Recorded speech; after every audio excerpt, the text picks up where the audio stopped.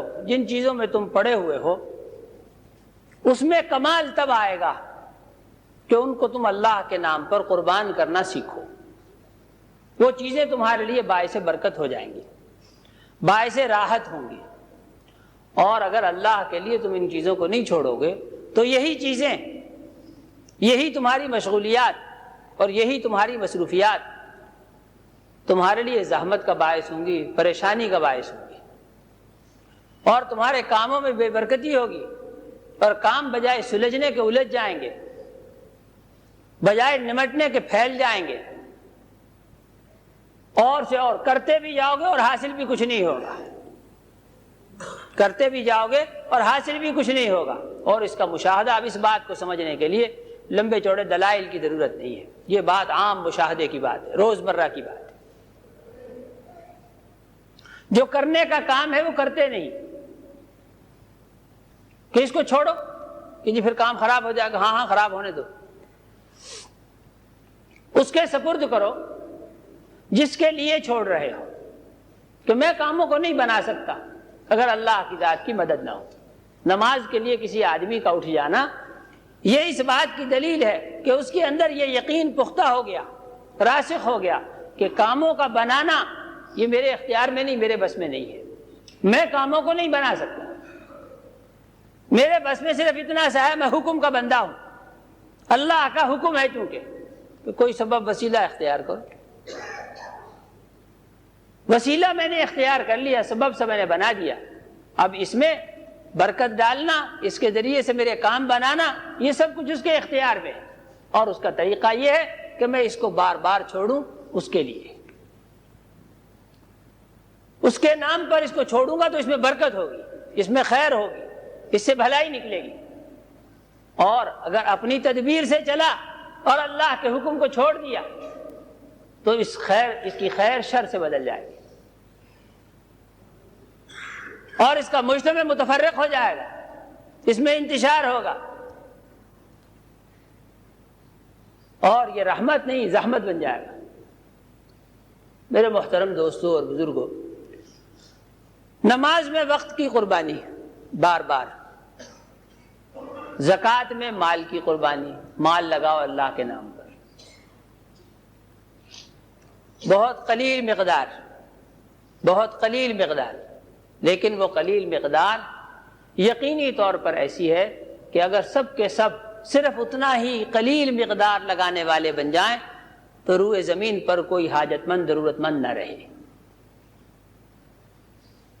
بہت قلیل ہے لیکن پوری انسانیت کے لیے بہت نافع ہے۔ یہ جو غیر مساویانہ تقسیم کا ایک شور ہے اور ایک غلغلہ ہے، اور عموماً انہی لٹیروں کی طرف سے جو پوری انسانیت کے لیے لٹیرے ہیں، کافروں کو بھی ایسے ہی لوٹ رہے ہیں جیسے کہ مسلمانوں کو، یہ الگ بات کہ مسلمان بطور خاص ان کا ہدف ہے، اور غیر مساویانہ تقسیم کا نعرہ لگاتے ہیں اور اسی نام پہ لوٹتے ہیں۔ غیر مساویانہ تقسیم سرے سے ناپید ہو جائے، ختم ہو جائے، اگر یہ اللہ کی بات مالیاتی نظام میں ایک بنیادی بات، معمولی بات ہے، 2.5%، 1 لاکھ روپے جس پر ایک پورا سال گزر گیا اور وہ پڑے ہوئے ہیں، اس میں سے 2,500 اللہ کے نام پہ دو، صرف 2.5%، یا 40واں حصہ کہہ لیجئے اس کو، جو بھی نام رکھیں آپ، اسی سے سارا معاملہ بن جائے۔ خیر، لیکن ذوق بجائے اس کے کہ سب کے سب 100% زکوٰۃ دینے والے ہوتے ہیں، اور زکوٰۃ اصل میں ایک ابتدائی فرض ہے، فرض کے درجے کی چیز، اور فرائض میں جہاں بھی ہو، جو کچھ بھی ہو، چاہے وہ روزہ ہو، نماز ہو، حج ہو، زکوٰۃ ہو، فرائض کے ساتھ سنتیں اور نفل، مستحبات، آداب، یہ اس کے علاوہ ہوتے ہیں ہر باب میں۔ لطیفہ یہ ہو گیا کہ تمام وہ کام جو استحبابی درجے کے تھے اور مسنون درجے کے تھے، وہ بھی زکوٰۃ سے یار لوگ چلانا چاہتے ہیں، اور آتے ہیں روزانہ مسائل پوچھنے کے لیے کہ یہ جی اس کو بھی زکوٰۃ اس میں لگ جائے گی جی، اور اس کام میں بھی زکوٰۃ لگ جائے گی جی، اور اس کام میں بھی زکوٰۃ لگ جائے گی جی۔ گویا ہر ضرورت کہ زکوٰۃ سے ہی کسی نہ کسی طریقے سے پورا ہو جائے اور اس سے زائد ہمیں دینا نہ پڑے اور لگانا نہ پڑے، حالانکہ وہ تو ابتدائی درجے کی ایک فرض درجے کی چیز، اس کے نکالنے والے بھی منتخب، اور جو نکالا جاوے اس کے لگانے کے مصارف بھی منتخب کہ فلاں فلاں فلاں فلاں جگہوں پر خرچ کی جا سکتی ہے، اس کے علاوہ نہیں۔ خیر، تو زکوٰۃ اللہ کی طرف سے، اور وہ ہے مالی قربانی، نماز میں وقت کی قربانی، اسی طرح سے روزہ سو اس میں جان کی قربانی، اللہ کے نام پر کھانا چھوڑو پینا چھوڑو، اور حلال بیویوں کو چھوڑو۔ چھوڑنا میں نے عرض کیا کہ ایک سب میں مشترک ہے، جو بھی کچھ تمہارے مرغوب چیزیں، محبوب چیزیں، مرغوب مشغلے، سب کو چھوڑو اللہ کے نام پر، سب میں یہ مشترک۔ حج کے اندر یہ سب چیزیں جمع ہو جاتی ہیں، اس میں وقت کی بھی قربانی ہے، اس میں مال کی بھی قربانی ہے، اس میں بھوکا پیاسا بھی رہنا پڑتا ہے، مزید یہ کہ اس میں سفر بھی کرنا پڑتا ہے، اس کے علاوہ یہ کہ اس میں زبان کا مسئلہ بھی ہوتا ہے، اور سفر کی وجہ سے، بے آرامی کی وجہ سے، مناسب احوال نہ ہونے کی وجہ سے، مناسب موسم نہ ہونے کی وجہ سے، بعض اوقات مالی تنگی ہونے کی وجہ سے، سفر میں جو صعوبتیں مشکلات برداشت آ جائیں ان کی وجہ سے ایک چڑچڑاپن پیدا ہوگا، لڑائی جھگڑے کا مادہ پیدا ہوگا، برداشت طبیعت سے ختم ہوگی، اس سب کچھ پر پابندی لگائی کہ اس سب کچھ کو برداشت کرنا ہے، برداشت، اور یہ کہ یہ برداشت کرنا تمہاری طرف سے کوئی تطوع نہیں ہے، کوئی نفلی بات نہیں ہے، یہ حج کا حصہ ہے، یہ حج کا حصہ ہے، اور اگر برداشت کیے بغیر چلو گے تو کوئی حج نہیں ہے۔ یہی تو سیکھنے کے لیے سفر کرایا تھا، یہی سیکھنے کے لیے تو سفر کرایا تھا، اور اگر وہی جھگڑا پھڈا، بدزبانی، فحش کلامی اور بدگوئی اگر وہی کچھ چلتا رہا تو پھر حج کیا ہوا؟ کرنے کیا گئے تھے تم؟ حج ان سب چیزوں کا مجموعہ ہے۔ جناب رسول اللہ صلی اللہ علیہ وسلم نے فرمایا الحج المبرور لیس له جزاء الا الجنہ، حج مبرور اس کی جزا جنت ہے۔ لیکن حج مبرور کسے کہیں؟ حج مبرور اسے کہیں نیک اعمال پر قائم رہتے ہوئے، نیک اعمال پر قائم رہتے ہوئے، اور حج میں جن چیزوں سے منع کیا گیا ان ممنوعات سے بچتے ہوئے حج کرنا، اس کا بدلہ سوائے جنت کے اور کچھ نہیں ہے،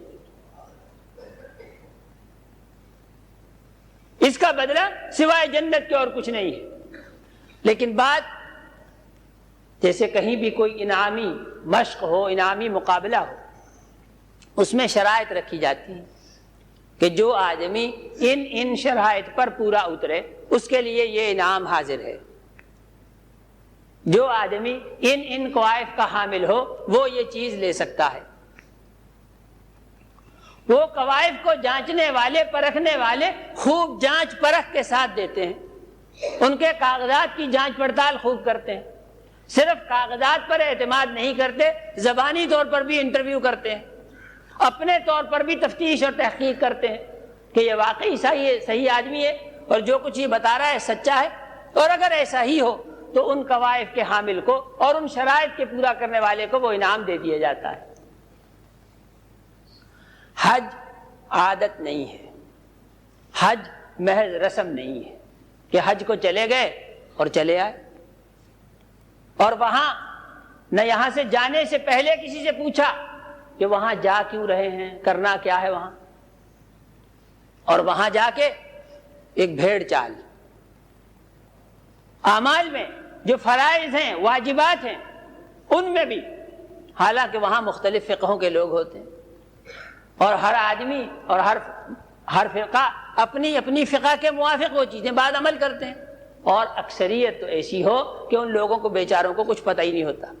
یعنی جن کے پیچھے یہ چل رہا ہے کہ یوں بھی تو لوگ کر ہی رہے ہیں، یوں بھی تو لوگ جا ہی رہے ہیں، اور ان سب کا بھی عالم یہ ہے کہ کوئی ایک کر رہا تھا، اس کے پیچھے ایک اور، پھر اس کے پیچھے اور، پھر اس کے پیچھے اور یوں لائن لگ گئی، اور پتہ کسی کو بھی کچھ نہیں کہ کیا کرنا ہے۔ اور وہاں سیکھنے کا موقع تو ہوتا نہیں عموماً، سیکھ کر تو یہاں سے جانا چاہیے، سیکھ کر تو یہاں سے جانا چاہیے، اور سیکھ کر گئے نہیں۔ ابھی اگلے دن ایک صاحب مجلس میں ذکر آیا تو وہ کسی اور سے ذکر کر رہے تھے کہ وہاں حاجی کیمپ میں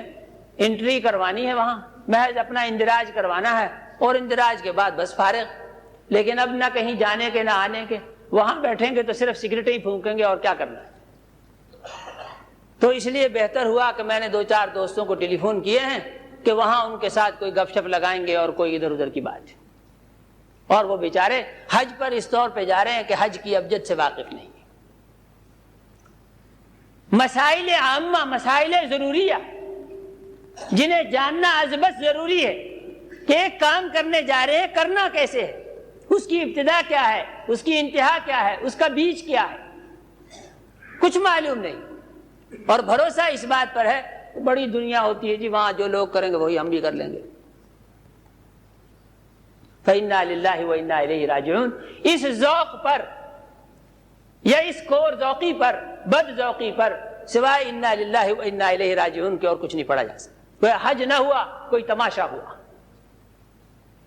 اور آنکھوں دیکھی بات کہ حج میں ایسی جاہلیت کے ساتھ لوگ جمع ہوتے ہیں اور اس طور پہ شریک ہوتے ہیں کہ وہ دور جاہلیت کے وہ جو کھیل تماشے جناب رسول اللہ صلی اللہ علیہ وسلم کی بعثت سے قبل کے جو کتابوں میں لکھے ہوئے ہیں اور ہم نے پڑھے،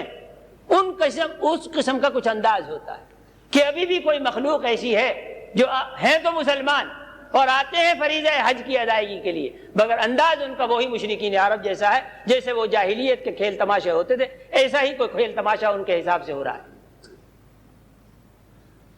حد ہو گئی، حد ہو گئی کہ توبہ کے لیے آئے تھے، توبہ کے لیے جو کچھ کیا، کبیرہ صغیرہ، بڑے چھوٹے، جانے سے بھولے سے جو بھی کچھ کیے، نہ صرف یہ کہ اپنے بخشوانے کے لیے آئے تھے بلکہ اپنے اگلوں پچھلوں کے سب کے بخشوانے کو آئے تھے کہ اللہ میری جو آئندہ نسل ہے ان کو بھی معاف کر، اور میں جن کی نسل سے ہوں ان کو بھی تو معاف کر۔ لمبی چوڑی معافیاں مانگنے کے لیے آئے تھے، میں جس قوم کا ہوں اس پوری قوم کو معاف کر، میں جس ملک کا ہوں اس ملک والوں کو معاف کر، اور میں جس امت کا ہوں اس امت والوں کو، پوری امت کو معاف کر۔ لمبی چوڑی معافیاں مانگنے کے ذہن سے وہاں پہنچے، اور خود اس میں عنوان تو یہ ہے معافی ملنا۔ سیدنا ابراہیم علیہ السلام نے جو امت پر یا یوں کہیے کہ انسانیت پر جو احسانات فرمائے، دعائیں مانگی انسانیت کے لیے، قیامت تک کے آنے والے انسانوں کے لیے، اور اللہ سے قبول کروائیں، منوائیں، اصرار کیا، زاری کر کے، رو کے، منت کر کے منوا لی وہ بات۔ جو باتیں ابراہیم علیہ السلام نے زاری کر کے، رو کے، منت سماجت کر کے اللہ سے منوا لی، ان میں ایک بات یہ بھی تھی کہ اللہ میں تیرے نام پر اور تیرے حکم کی وجہ سے حج کے لیے لوگوں کو پکارتا تو ہوں، لیکن اس بات کا تو وعدہ کر کہ جو اس پکار پہ لبیک کہیں جب وہ یہاں آ جائیں گے تو تو ان کو معاف کر دے گا۔ اور اللہ نے ان کے ساتھ وعدہ کیا کہ ابراہیم ٹھیک ہے، تیری یہ بات ہم نے قبول کر لی کہ جو بھی کوئی تیری پکار پہ لبیک کہے اور یہاں ہمارے ہاں آ جائے اور معافی کا طلبگار ہو، ہم اس کی اگلی پچھلی سب معاف کر دیں گے، سب معاف کر دیں گے۔ یہ سیدنا ابراہیم علیہ السلام کی مستجاب دعاؤں میں سے ایک دعا ہے، ان کی قبول کروائی ہوئی ہے، ان کی منوائی ہوئی ہے، وگرنہ ماں و شما کسی حساب میں نہیں ہے، یقین جانیے۔ یہ بڑوں کی ہوئی کمائیاں ہیں، بڑوں کی ہوئی محنتیں ہیں جس کا پھل کھا رہے ہیں ہم بیٹھے بٹھائے۔ انہوں نے یہ ہمارے لیے بات یہ منوا لی تھی، قبول کروا لی تھی، منت کر کے، زاری کر کے، اپنے تعلق کی وجہ سے، اپنی محبت کی وجہ سے، اپنی قربانیوں کی وجہ سے۔ ہاں حج کا عنوان تو ہے معافی کا، لیکن میرے دوستو اللہ پناہ دے، اللہ معاف فرمائے، وہ جو عادت پڑی ہوئی ہے بد زبانی کی، جو عادت پڑی ہوئی ہے بدزبانی کی، دیکھا ہوگا اگر کچھ اس کا ذوق ہو سوائے توبہ کے اور استغفار کے کچھ نہیں کیا جا سکتا اس صورتحال پر۔ احرام باندھے ہوئے کہ احرام صورتحال یہ ہوتی ہے کہ وہ چیزیں جو ساری زندگی سب جگہ حلال ہیں اس کے لیے احرام باندھنے کی وجہ سے وہ حرام ہو گئی۔ مباحات بھی حرام ہو گئے، وقتی طور پر ممنوع ہو گئے، اور احرام باندھ کر یہ ان چیزوں کا ارتکاب کر رہے ہیں جو ساری زندگی کے لیے حرام ہے، ہر ایک کے لیے حرام ہے، ہر جگہ حرام ہے۔ مثلا غیبت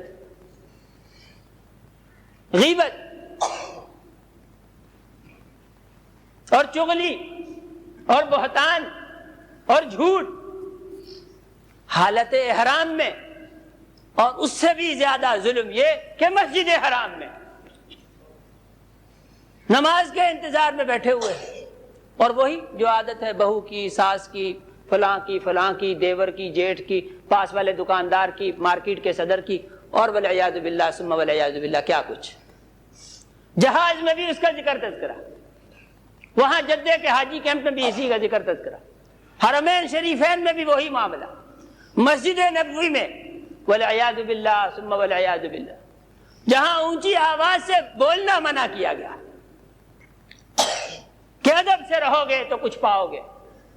اور ذرا سی بھی بے ادبی خدا نخواستہ زندگی کو الٹا دے گی اور تباہی و بربادی کا باعث بن جائے گی۔ قرآن میں ان تحبط اعمالکم وانتم لا تشعرون، ڈرو اس سے کہ کہیں تمہارے تمام کے تمام اعمال حبط ہو جائیں، ضائع ہو جائیں، برباد ہو جائیں، انہیں تمہارے مایا کو آگ لگ جائے اور تمہیں پتہ بھی نہ ہو کہ وہ بنا کیا ہے، ہوا کیا ہے۔ وہ ایک مقام ادب ہے،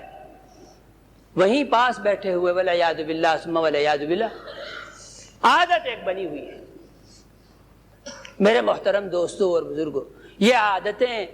لے ڈوبیں گی، بہت کچھ انہوں نے برباد کر دیا ہمیں، اور باقی کی رہی صحیح کہیں برباد کر نہ دیں۔ مزاج جو بنانا مقصود ہے تمام چیزوں سے، نماز ہو کہ روزہ ہو، حج ہو کہ زکوٰۃ ہو، وہ یہ کہ میرے دوستو تم عادات کے بندے نہیں بنو گے، عادتیں تمہاری عبادت کے تحت آئیں گی، عبد بنو گے۔ عبد وہ ہو جس کی کوئی عادت نہیں ہوتی، وہ عبادت کا آدمی ہوتا ہے، عادت کا بندہ نہیں ہوتا، عبادت کا بندہ ہوتا ہے، عادت کا بندہ نہیں ہوتا۔ کسی نے ایک غلام خریدا تھا، اس نے پوچھا کہ بھائی تم نئے آدمی آئے ہو، میں جانتا نہیں آپ کو، آقا صاحب دل ہوگا، کچھ رحم دل ہوگا، بیچارہ اس نے پوچھ لیا کہ تم دیہاتی آدمی ہو یا شہر میں رہے ہو، کس قسم کا مالک تھا تمہارا، کیا کھلاتا تھا، کیسا رکھتا تھا۔ کہا خواہ غلام آدمی ہے، تکلیف نہ اٹھائے ہم سے، ہم اپنے برتاوے سے اس کے برتے ہیں، اس کو مشکل ہو، مناسب نہیں۔ تو اس نے اس سے چند سوال کیے کہ کیا کھاؤ گے؟ نے کہا جی جو آپ کھلائیں گے۔ کہ پہننے میں کیسا، کیا پہنو گے؟ کہ جو آپ پہنائیں گے۔ رہنے میں کہا ہماری یہ جگہ دیکھ سمجھ لو، کہاں رہو گے؟ نے کہا جہاں آپ رکھیں گے۔ نے کہا کوئی بات تو بتاؤ۔ اس نے کہا جی میں غلام ہوں۔ اس نے کہا میں غلام ہوں، جو کھانے کو مل جائے، جو پہننے کو مل جائے، جہاں رہنے کو جگہ مل جائے، اور غلام کی کوئی پسند ناپسند نہیں ہوتی، اس کی پسند وہی جو آقا کی پسند ہے، اسے کہتے ہیں غلام۔ کہا کہ اس غلام کے اس کہنے سے آقا کے دل پہ چوٹ پڑی، اور اس نے کہا کہ کاش میرا جو کچھ تجھ پر حق ہے میرے رب کو مجھ پر زیادہ حق ہے، اے کاش کہ تو جو کچھ میرے ساتھ معاملہ کر رہا ہے، کاش میں نے یہ معاملہ اپنے رب کے ساتھ کیا ہوتا۔ اور وہ توبہ کی، اللہ نے اس کو توفیق عطا فرمائی۔ میرے محترم دوستوں اور بزرگوں، عادات نہیں عبادات۔ مشکل یہ پڑ گئی کہ وہ عادات، بڑی سے بڑی عبادت کبھی اللہ موقع دے میں وہ عادات ہماری پیچھا نہیں چھوڑتی، اور وہاں جا کر کے بھی اللہ معافی دے ہم انہی چیزوں کے مرتکب ہیں جن چیزوں کے یہاں مسجد میں بیٹھنا 40 دن فرض کیجئے حج کے، یا 30 دن. خوش نصیب تھے وہ لوگ جن کے زمانے میں 4 ماہ کا حج ہوتا تھا. 4 مہینے حج کو ملتے تھے ان کو. پھر 3 ماہ ہوئے, پھر اور کم ہوتے ہوتے ہوتے ہوتے اب تو 30 دن کا رہ گیا صرف حج. 30 دن مسجد میں بیٹھنے کے لیے آپ نے خالی کیے. دکان چھوڑی, مکان چھوڑا, گھر بار چھوڑا, بیوی بچے چھوڑے, عزیز و اقارب چھوڑے, پیچھے کوئی مر جائے تو اس کا جنازہ چھوڑا, پیچھے کسی کی شادی ہو تو اس کی شادی بیاہ چھوڑا, سب کچھ کو چھوڑ دیا اس غرض سے کہ 30 دن مسجد حرام میں اور مسجد نبوی میں بیٹھے. دیانتداری کے ساتھ فیصلہ کرنا چاہیے کہ میں گھر سے چلا ہوں صرف اور صرف مسجد میں بیٹھنے کے. لیکن میرے دوستو, مشاہدہ یہ ہے کہ مسجد میں وہ بیٹھے گا جسے مسجد میں بیٹھنے کی یہاں عادت ہے. مسجد میں جس کا یہاں جی نہیں لگتا. مسجد میں جی لگنا ایک دینی بات ہے, ایمان کی بات ہے, یہ اندر کی بات ہے, تعلق مع اللہ کی بات ہے. مسجد میں یوں ہی کوئی نہیں بیٹھ سکتا. ہاں, یہ میں اپنی طرف سے نہیں کہتا, یہ جناب رسول اللہ صلی اللہ علیہ وسلم نے فرمایا کہ المؤمن فی المسجد کالسمک فی الماء. مسجد میں مومن ایسے ہوتا ہے جیسے پانی میں مچھلی. مچھلی پانی کے بغیر جیسے زندہ نہیں رہ سکتی, اس کی کوئی زندگی نہیں ہوتی پانی کے بغیر, ایسے ہی مومن کی کوئی ایمانی زندگی نہیں ہوتی مسجد کے بغیر. مسجد کے بغیر اس کا چارہ ہی نہیں. وہ مسجد کا آدمی ہوتا ہے اول سے آخر تک. یہ نہیں ہے کہ مسجد میں ہی پڑا رہتا ہے, کوئی کاروبار نہیں کرتا. کاروبار کرے گا, اور کاروبار کیوں نہیں کرے گا؟ کاروبار یہی کرے گا, کاروبار یہی کرے گا, مسلمان ہی کرے گا. تمام کاروبار بنیادی طور پر ہیں ہی مسلمانوں کے لیے اور مسلمانوں کے ہی کرنے کے. حکومت بھی ان کے لیے, تجارت بھی ان کے لیے, اور صنعت بھی ان کے لیے, زراعت بھی ان کے لیے, زمین و آسمان کے تمام وسائل و اسباب انہی کے لیے. سب کچھ انہی کو کرنا ہے, اور اس کے باوجود انہیں مسجد کا بھی ہونا ہے, اور مسجد ہی ان کی کامیابی کا زینہ ہے. مسجد کا آدمی, میرے دوستو, مسجد میں وہی بیٹھے گا وہاں جا کر جس کو مسجد میں بیٹھنے کی یہاں سے عادت ہوگی. یہاں عادت نہیں ہوگی تو وہاں مسجد حرام, اس کی خوبصورتی, اس کا حسن, اس کی برکتیں, اور اس میں بہت کچھ بہت کچھ بہت کچھ. لیکن چونکہ یہاں بیٹھنے کی عادت نہیں, اور عادت اللہ کی پناہ بری عادت. بری عادت بھی کیا کہوں, غصہ نہ کیجئے گا, بدترین عادت, بدترین عادت بازاروں میں گھومنے پھرنے کی. مسجدیں فرمایا زمین میں سب سے بہترین اور مرغوب اور محبوب ٹکڑے اللہ کے نزدیک وہ ہیں جن پر مسجدیں قائم ہیں, اور اللہ کے ہاں ناپسندیدہ ترین جگہ بازار ہیں. بازاروں میں پھرنے کی عادت, وہاں بھی بازاروں میں خوب جی لگ رہا ہے, اس دکان پہ, اس پہ, اس پہ, اس پہ, وہ ونڈو شاپنگ جسے کہا کرے. کچھ شاپنگ بے تحاشا, بے تکی, بے علمی کی, بے عقلی کی. وہ چیزیں جو یہاں کوڑیوں کے بھاؤ مل جائیں, وہاں سے مہنگی ترین. اور ان کو کہ خدا تمہیں عقل دے وے, اگر خریدنا ہی ہو فرض کیجئے کسی چیز کا, تو آدمی دیکھتا تو ہے کہ کہاں سے سستی کہاں سے مہنگی, وہاں خرید لیں بے تکا بے تحاشا. اور بازاروں میں میرے دوست,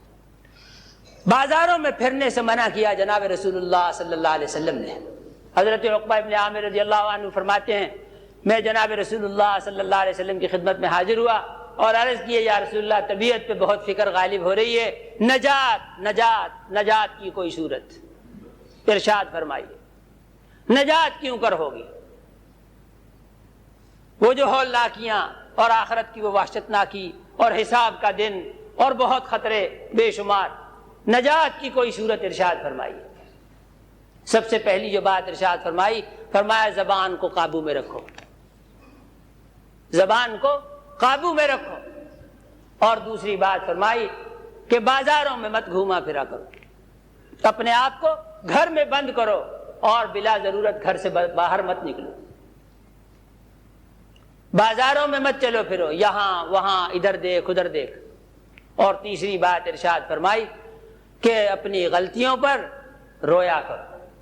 تنہائیوں میں بیٹھ کر دوسروں کی اصلاح کی فکر کم, دوسروں کی اصلاح کی فکر کم, اپنی اصلاح سے بے فکر ہو کر دوسروں کی جب اصلاح میں لگو گے تو سوائے فتنہ و فساد کے کچھ نہ کر پاؤ گے، فسادی بن جاؤ گے، ٹانگ کھینچو گے ایک دوسرے کی، اور اصلاح کے میدان میں چودھری بننے کی ایک دوڑ لگ جائے گی۔ میں بڑا، وہ کہے میں بڑا، وہ کہے تو بڑا کیسے، میں بڑا یوں، ایک دوڑ لگ جائے، اور دلوں کے اندر نفاق پیدا ہو جائے۔ فرمایا اپنی غلطیوں کو یاد کر کے، اپنی گناہوں کو یاد کر کے رویا کر، رویا کر، اور جب اپنا برا ہونا سمجھ میں آ گیا نا، جب اپنا برا ہونا سمجھ میں آ گیا اور اس پہ رونا آ گیا تو پھر دنیا میں کوئی تمہاری نظر میں برا نہ رہے گا، اور یہی کامیابی کی بات ہے، یہی تمہارے اندر پیدا کرنا مقصود ہے۔ میرے محترم دوستوں اور بزرگوں، خلاصہ کلام اور عرض گزارش یہ ہے کہ حج پر جو لوگ جا رہے ہیں بطور خاص، بھائی حج کو وہ سیکھیں اور اہتمام کے ساتھ، جتنا بھی بھلے کم یا بیش، جتنا بھی وہ وقت فارغ کر سکیں، ضرور مسجدوں کو تشریف لائیں اور ایک ایک جزیہ، ایک ایک بات پوچھیں، سیکھیں، اور صرف ایک دفعہ پوچھ لینے پر اکتفا نہ کریں، دوبارہ اس کو دہرائیں، سے بارہ دہرائیں، ذہن نشین کریں کہ وہ چیز عملی طور پر جب سامنے آئے گی ممکن ہے اس میں سے پھر کچھ بھول جائے، بار بار سیکھیں، بار بار دیکھیں۔ جو لوگ حج پر جا رہے ہیں ان کے لیے تو یہ، اور جو لوگ نہیں جا رہے وہ میرے دوستوں اپنے دلوں کے اندر حج کا شوق اور رغبت پیدا کریں، حج کے لیے مایا جمع کرنے کی کوشش کریں، اور حج کے لیے دعا کریں، تمنا کریں۔ جس آدمی کے بظاہر کوئی اسباب و وسائل نہیں ہے وہ بھی تمنا تو کر سکتا ہے اللہ سے،